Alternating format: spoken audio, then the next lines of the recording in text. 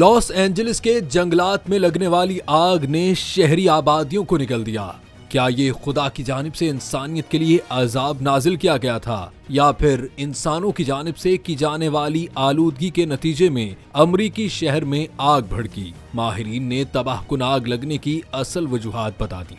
अमरीकी और यूरोपीय साइंसदानों की मुश्तरका तहकीकी रिपोर्ट और वर्ल्ड वेदर एट्रीब्यूशन की रिपोर्ट में कहा गया है कि मौसमियाती तब्दीली ने आग लगने के इम्कानात में 35% इजाफा किया। रिपोर्ट में कहा गया है कि जंगलात में लगने वाली आग बहुत पेचीदा है। मौसमियाती तब्दीली के सबब गर्म और खुश्क मौसम मरकजी अंसर बनता जा रहा है। गर्म और खुश्क मौसम जंगलात की आग के खतरे को बढ़ा रहा है। वाज़ेह रहे कि अमरीकी रियासत कैलिफोर्निया में मजीद 5 मकामात पर आग भड़क उठी है, जिसके बाद मजीद 50,000 अफराद को नकल मकानी की हिदायत जारी की गई हैं।